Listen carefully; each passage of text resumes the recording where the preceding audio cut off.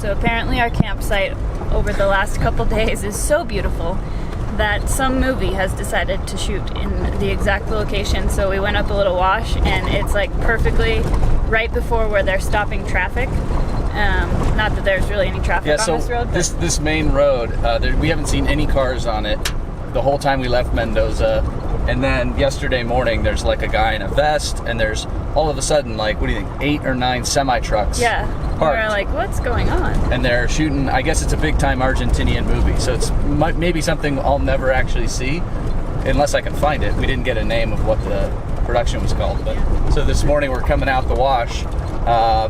We were probably a mile from camp. We were deep in that canyon, so we were way out of their shots. And then this morning, 15 feet, we passed next to them just now, and we'll just wave, and they kind of wave too. And like I don't know if they're mid-scene or what. Very confused, like, where are you coming from? Like, you just came out of the desert? Like, what? Yeah.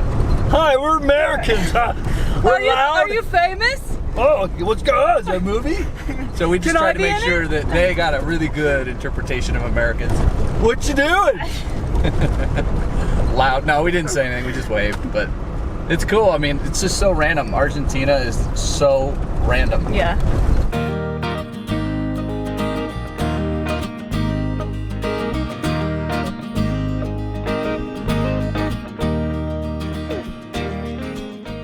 We headed into the nearby town to find some Wi-Fi and try to decide where to head next. While waiting for a video to upload, we ran into these guys. Tim started talking to them about their bikes, and they invited us to the motorcycle meetup they were on their way to. And just like that, our question of where to go next was answered. So yeah, I love that bike. That's my favorite bike of all time. BMW /2. The one was. The other's a /3, which I don't really know much about. It's rarer, I think. But I loved his original paint, everything all scratched up. It clearly gets ridden a ton, you know, a little bit of seeping oil here and there, but it's never been opened up like all old BMW Airheads.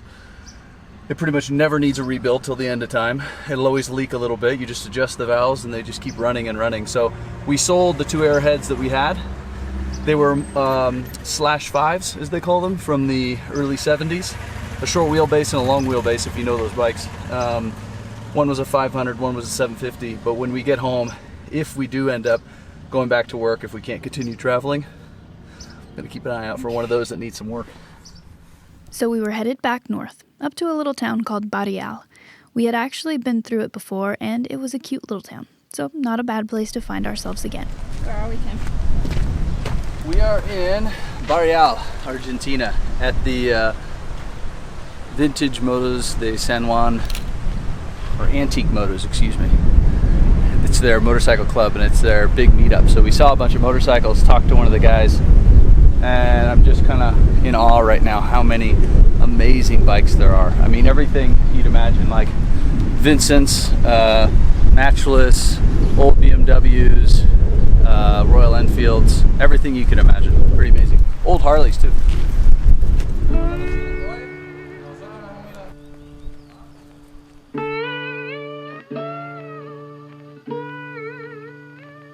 So there's a mechanical shaft there with what looks like a ring and pinion on it.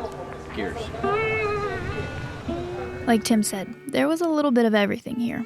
We walked around ogling all the bikes, Tim telling me all the facts and what makes each bike unique. If you know about motorcycles like Tim does, then wow, there was so much to see here. And even if, like me, you don't know much, these bikes are still really fun to look at. Each one is a work of art. In fact, I think between the two of us, we have about 500 pictures from this event.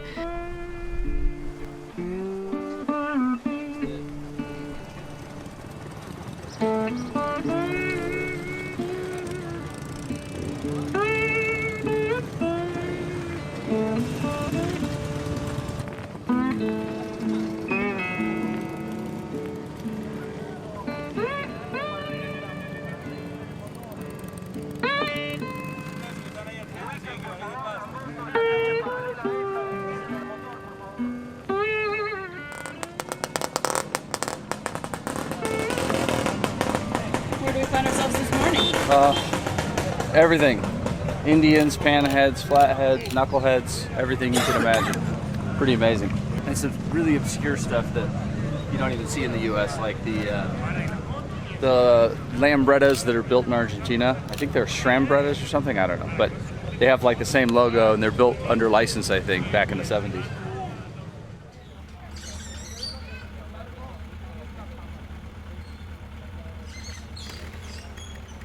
Oh, I forgot to mention, we are at the local military base.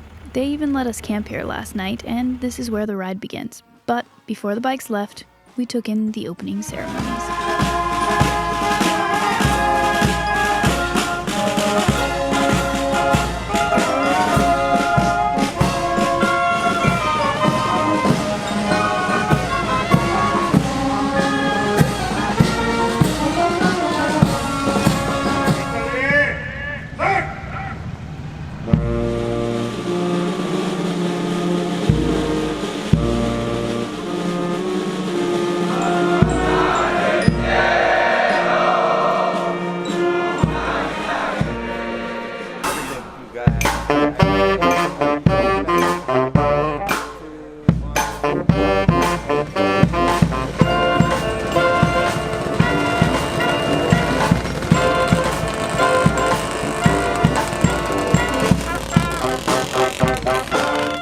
It really was amazing how many old motorcycles and scooters were here, from quirky and cute to super rare vintage bikes. But everyone was there to share their love of these crazy machines.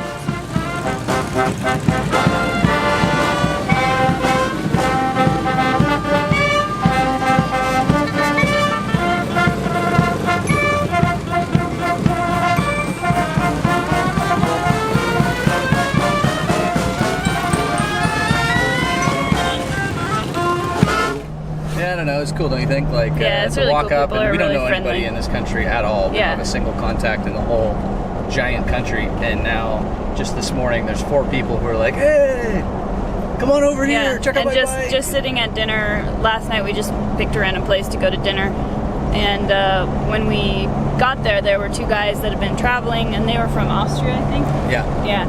And so we talked to them for a little bit, and then a whole group of guys came and sat down that were, here for the motorcycle show, and we don't speak the same language, but in our broken Spanish, we could talk to them, and they were showing us pictures, and we were showing them pictures, and then that's who they saw us again this morning, and we're like, oh, come over and take pictures on the bikes, and so yeah, that was cool.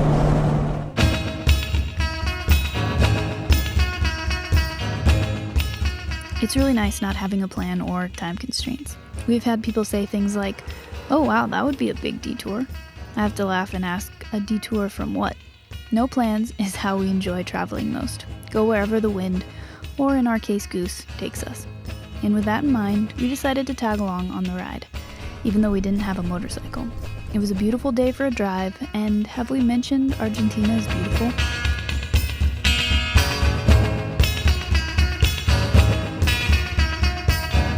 We drove through this gorgeous countryside, stopping every so often to grab pictures as the riders went past. The locals came out to watch the parade and wave as we made our way to a tiny blip on the map called Villanueva. For some of these old bikes and scooters, the 120-mile drive from the military base was quite a journey. So it was time for a snack and to again ogle the bikes. Cue the gratuitous motorcycle shots. People worry all the time. People worry and they lose their minds. All you really gotta do is let go, let go, let go. You miss your home, you miss your family. It's harder than it used to be. Time moves so fast but you feel so slow, and you can't let go, let go, let go. Every day you're wondering when that shiny day's coming.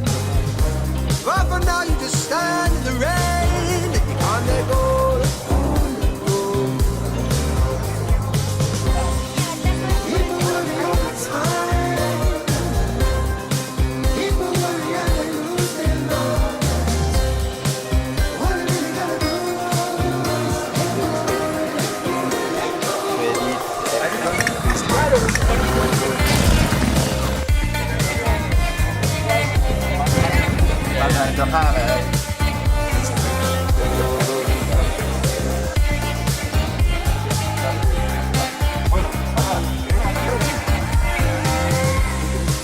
Heartaches and memories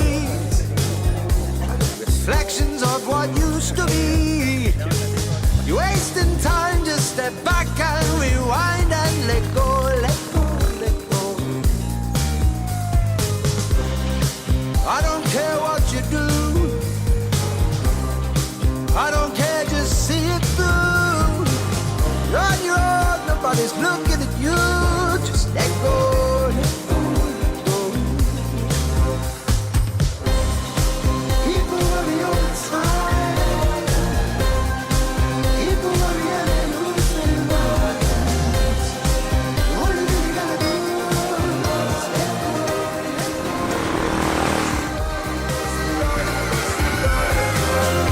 let go. Don't you worry, don't sit down, don't sit down. Don't you worry, don't sit down, don't sit down.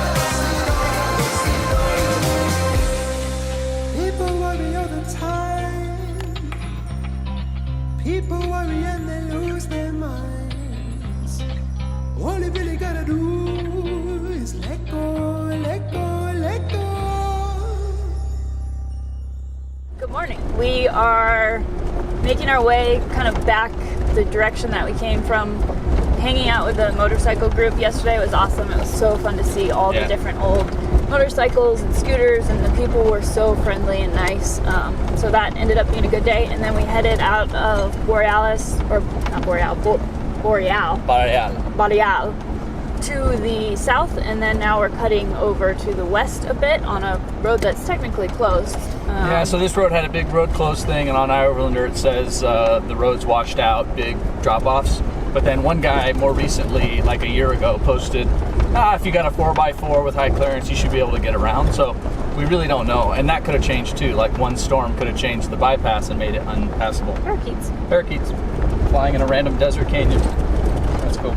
But the motorcycle thing was so cool. I don't know if we really talked about it much yet. I think we did a little, but to be totally accepted into this group of people like that, I mean, every time we're driving along, they were like, oh, they're the photographers, because we kind of drive ahead, because there was some slow old motorcycles, like little two-stroke 50cc scooters, and all the way up to 1000cc motorcycles. So it was a little bit of everything, but by the end of it, like the guys directing traffic, they'd see a car coming and they're like, oh, go ahead, motorcycle, you're in the motorcycle group. And then when we pull up, they're like, oh, you guys are part of the group. Yeah, going this way. Yeah, everyone was super nice. It was just really cool. It felt like when I tag along with my brother to one of his motorcycle rallies or runs or whatever, and within 5 minutes, everybody's your friend. And you just go, yeah, well, this is nice. We've got a group of 200 people, and they're all friends somehow.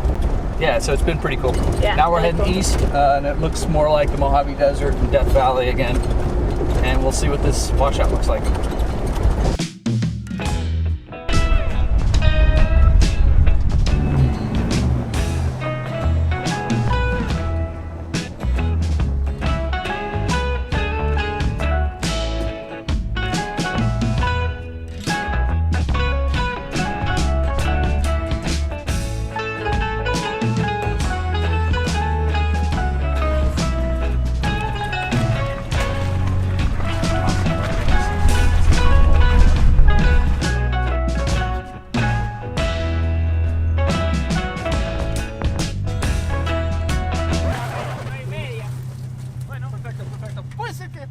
Well, we found that washout, and we also found some girls who had tried to go around that washout. A man on a dirt bike had stopped to try and help, and just as we had stopped, a truck with 4 guys also pulled up. So we all banded together to get this little car out. Yeah, whenever you're ready. Vamos! Lots up? Yep.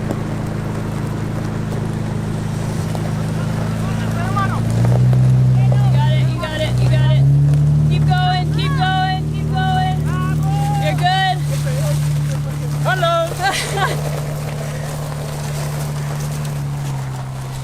Woohoo!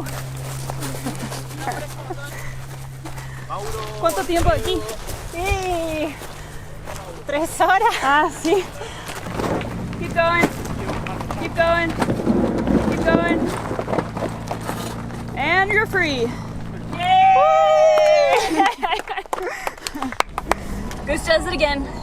Yeah, Goose is just a saving machine. Like, Those poor 2 girls, so we get to the part of the road that's actually washed out, and they've managed to get themselves down into the wash, and then they realize they can't get back out. yeah.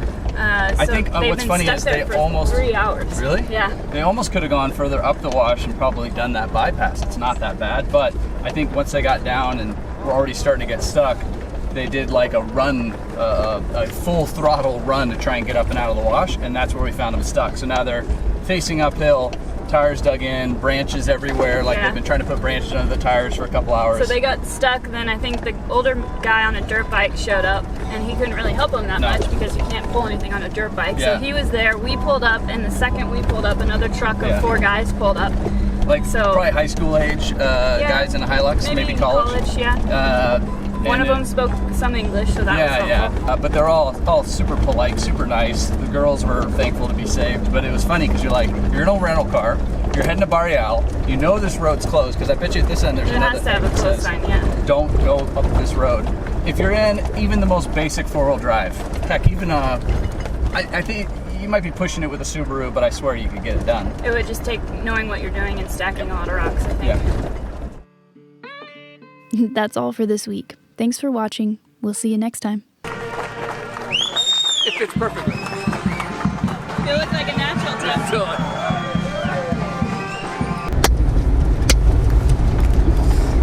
I styled my hair like Max Headroom. If you don't know who that is, please insert a clip of Max Headroom. Okay.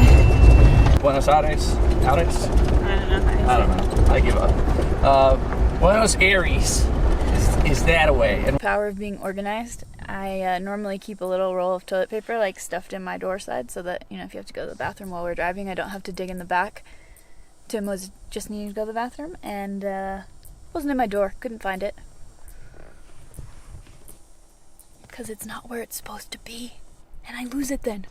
There's so many times that just because something gets placed somewhere that is not normal, that you can't find it, and then 2 days later oh, literally right in front of me. Guess where the toilet paper was? where? Oh, it's hidden. How are we supposed to find that? Yeah, right?